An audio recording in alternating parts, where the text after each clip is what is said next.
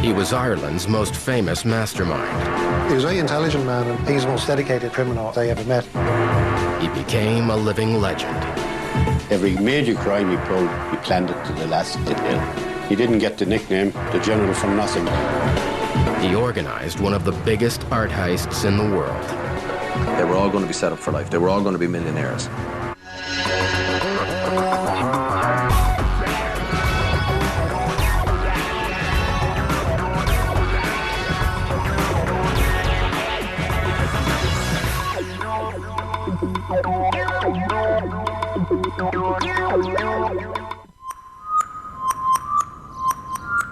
Russborough House near Dublin, Ireland, home of De Beers diamond mining heir Sir Albert Bite.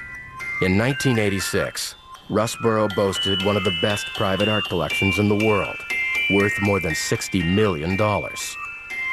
Among the paintings was Vermeer's much acclaimed Lady Writing a Letter, itself valued at $30 million. The paintings were protected by a sophisticated alarm system considered unbeatable. And the Irish police, known as the Garda, always kept a close eye on the mansion, making regular drive-bys during their nightly rounds. One night in May, a police patrol car made a routine check around 1 a.m. Everything was fine.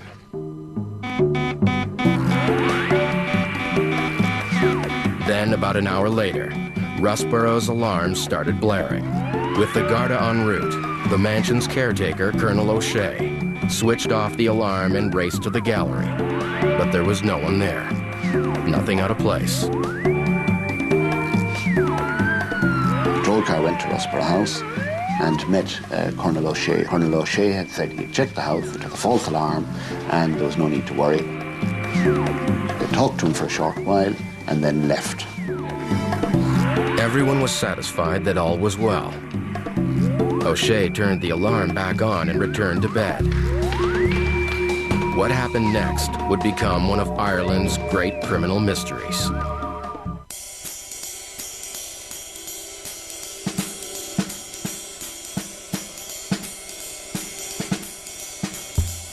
At 9:15 on the following morning, I got a call from Colonel O'Shea to say that 18 paintings had been stolen. Of the 100 paintings in the collection, they had taken the 18 most valuable works. Police Superintendent Sean Feely rushed over to Russborough House. The paintings were gone, frames and all, and the back window in the French door had been broken and the door had been opened. The door was directly behind heavy drapes, so you wouldn't see it. If you went in to check the room, you wouldn't know how they got in without pulling back the heavy drapes. As they looked for clues, police found that the infrared alarm system had been deactivated. And on the grounds, there were a number of sticks with white plastic bags on them, leading into the woods. This was no amateur operation. It was a perfect heist. Sometime after the false alarm at 2:10 a.m., someone broke into Russborough House and disappeared with 60 million in rare paintings. It caused shockwaves, not just in the police force, but in the government circles.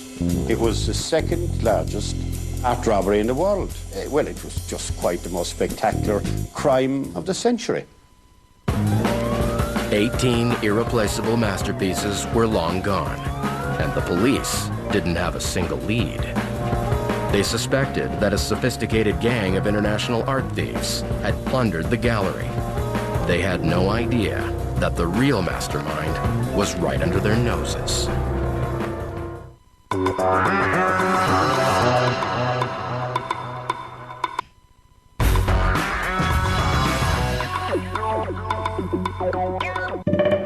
At Ireland's Russborough House, Colonel O'Shea awoke to find $60 million worth of paintings taken from the walls. Police suspected an international gang of art thieves was to blame. Little did they know, the real mastermind was closer to home.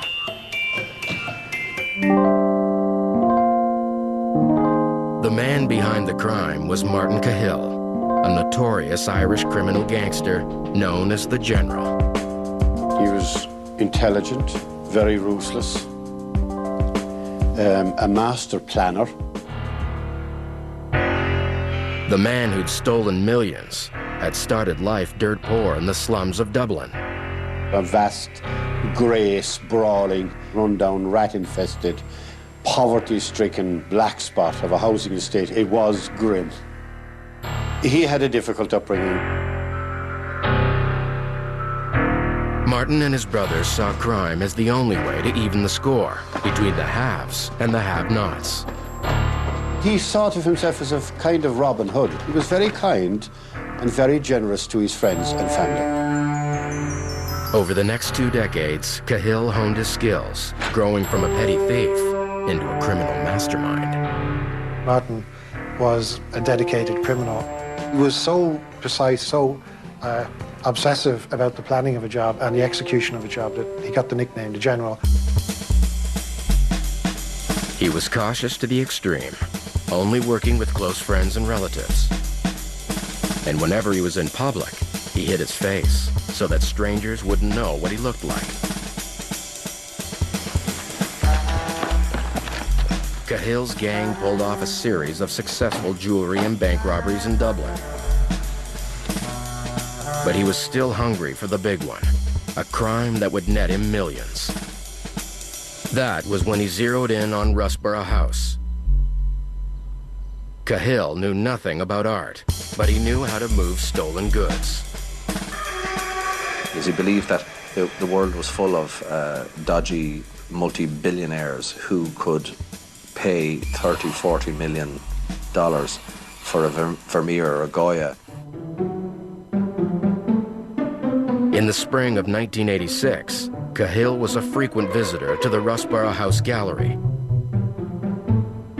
He became an art lover.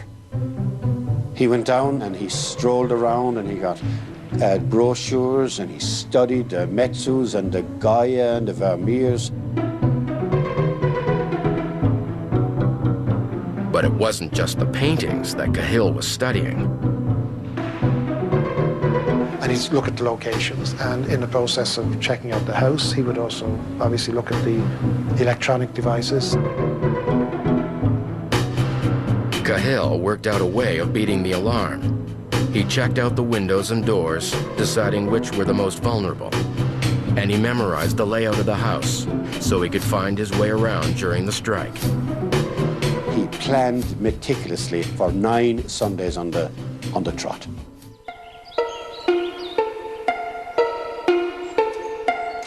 In the weeks leading up to the robbery, he and 2 associates dug a pit in the woods in the Dublin mountains not far from Rusborough House.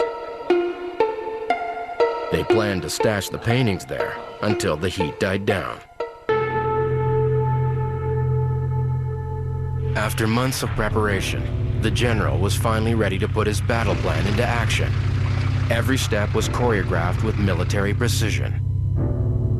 Just after midnight, the men rendezvoused in the woods behind the mansion. While the team waited in their jeeps, Cahill and 2 associates went ahead on foot. He decided to hit it at the rear of the building.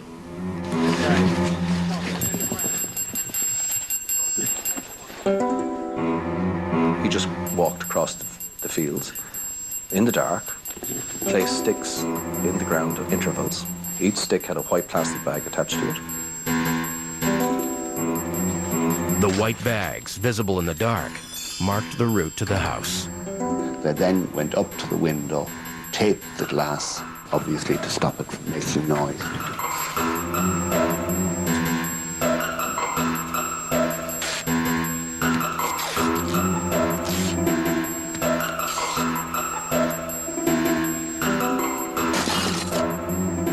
Broke the glass and got into the house.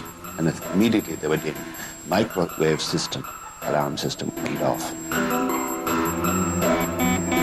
Setting off the alarm was all part of the general's plan.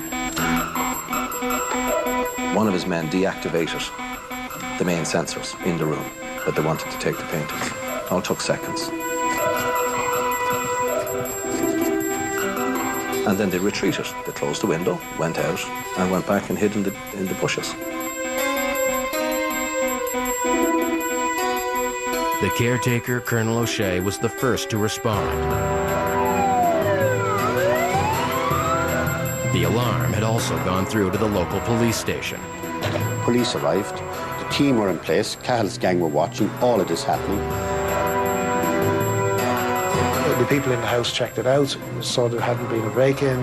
The guards came, it was a false alarm. Nobody noticed the missing window pane behind the drapes. They satisfied themselves, the police, that everything was in order, all the paintings were on the wall. And they left. In minutes, as they saw as the lights of the Garda car disappeared and the great house was once again plunged into darkness. With the infrared sensors now inactive, Cahill was ready to go with stage 2 of his plan. He called in the rest of his troops. Now, they went in, opened the bay window, and they had the whole Rossborough house themselves. Cahill let the rest of the gang in. Pointed out the paintings to his guys, which ones he wanted to take. Vermeer's Lady Writing a Letter worth $30 million topped the list.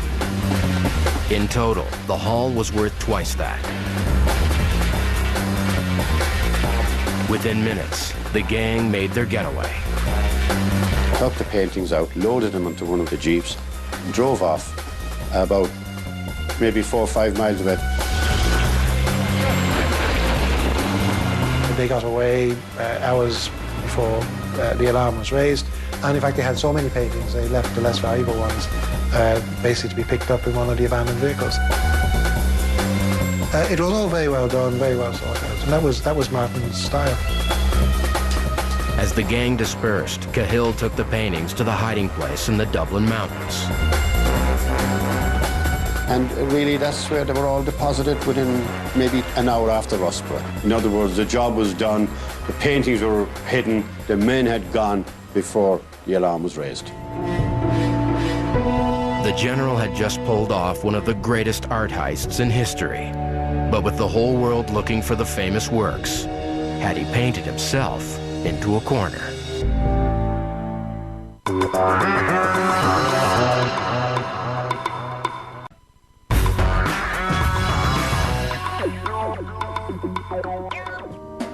Irish gangster Martin Cahill, a.k.a. the General, had pulled off one of the biggest art robberies in the world, masterminding the theft of $60 million in paintings from Ireland's Rossborough house.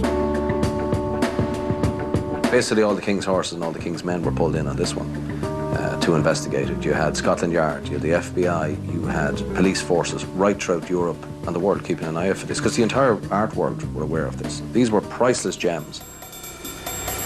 At first, they thought they'd been hit by international art thieves, but word on the street pointed to a local gang.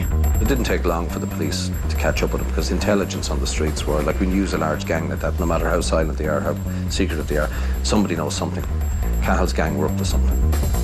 But the police had no firm evidence it was Cahill, and they still had no idea where the paintings were. A few days after the heist, Cahill returned to the hiding place with one of his associates. He got a nasty surprise. The pictures appeared to have vanished. One of the paintings had been completely covered in a sort of an efflorescence, like white dust from the weather. Cahill thought the paintings had been stolen. There was an amusing moment where his associate described to me how he started rubbing the painting. Saying, "James, what's this?" you know? And he started rubbing it, and then he said, "Ah, there it is." He said, "Who would have stolen the painting?" He found the painting again, basically. It's hiding under the white dust, because he knew no knowledge at all of how do you look after paintings. Cahill decided to move the paintings to Dublin for safekeeping, but he still didn't know how to turn his bounty into hard cash. Suddenly he had these paintings and he didn't know what to do with them. And his contacts were very, very shaky. The reality is, what Cahill didn't bargain on is that you can't sell these things. These paintings are impossible to sell. Undercover agents posed as would-be buyers. general wasn't easily fooled. He was conscious that the police could be in on any sting. He was terrified of that.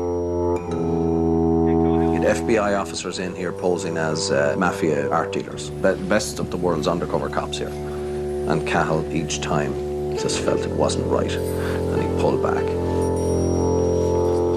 Several months after the burglary, the general's army was getting restless for their piece of the pie. He was under intense pressure from the other gang members who reckoned this was the big one. They were all going to be set up for life. They were all going to be millionaires. But Cahill still couldn't find a buyer. He started to see the paintings as a jinx. Within 2 years of the robbery, most of Cahill's loyal lieutenants were behind bars. The gang had been completely smashed up. And any criminal who would talk to you, talk about the curse of the white paintings. Anyone seems to touch them just doesn't work out for them. The paintings weren't faring too well either. He had a huge problem. Some of them, I think, suffered quite serious damage, which again reduced their value. He probably would have been better off just taking the reward and handing them back. But the reward money was less than $100,000. Cahill wanted much more. Finally, he found someone who was willing to pay. A Protestant paramilitary group in Northern Ireland approached Cahill. They had some buyers ready to make a deal. And it was through them that he attempted to sell off some of the paintings. So he did dirty his bib big time by that. The Protestant group's buyers were in Turkey. Cahill let them have one of the Rusborough paintings for a trial run. At last, Cahill thought he could cash in. But by dealing with the Protestants, Cahill ticked off the rival Catholic organization, the Provisional IRA. And suddenly here he was, giving these priceless paintings to the ultimate enemy. It was the worst thing he could have done in the world. Once again, it seemed the Rusborough paintings were cursed. The Turkish buyers were really undercover police. The Protestant gang members were arrested, and the first of the Rusborough paintings was returned in a blaze of publicity. But now the IRA knew what Cahill had been up to. As soon as that hit the international headlines, I think Martin Cahill, deep down in his soul, knew that he was a dead man walking.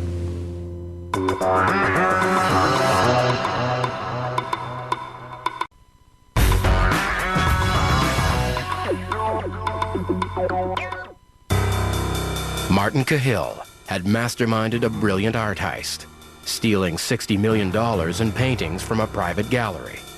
But selling the rare works was more difficult and dangerous than he ever imagined. Acting on tips, police recovered all but 2 of the paintings in raids throughout Europe. The most valuable piece, Vermeer's Lady Writing a Letter, was discovered in a car at the Antwerp airport. The police still couldn't prove that Cahill was behind the heist, but by now, they weren't the only ones after the general. Anxious to finally sell the paintings, Cahill had made the mistake of teaming up with a radical Protestant group, sworn enemies of the Provisional IRA. And now the IRA wanted revenge. In his desperation, the general had made a major tactical error. Martin Cahill had contempt for all organizations. He felt the only organization worth looking after was Martin Cahill's organization. And his angering of the Provisional IRA led ultimately to his downfall and demise.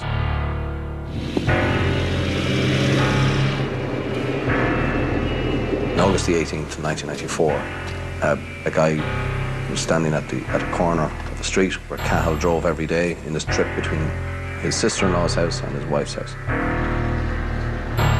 The assassins had posed as corporation workers. They had been there all day, and they had been there the day before.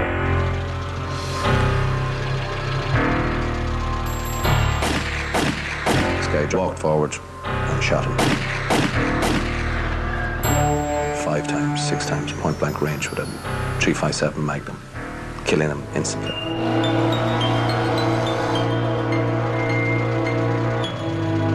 On the day that Cahill was gunned down, I was literally 1 minute's drive away, and I was the first police officer on the scene.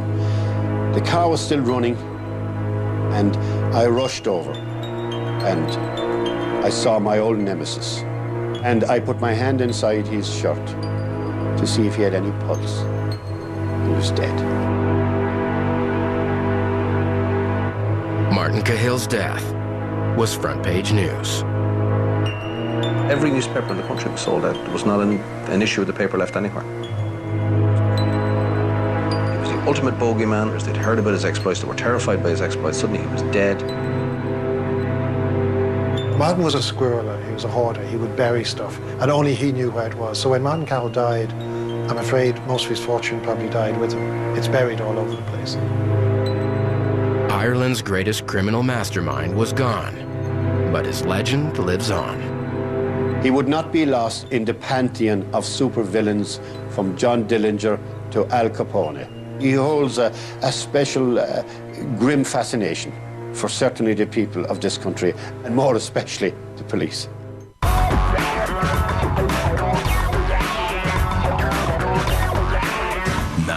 A couple meets a brutal demise. As we slid back, one could see that there was a body. Can groundbreaking ballistic technology solve this cold case? I never lost hope. Find out on Forensic Files, now on Court TV.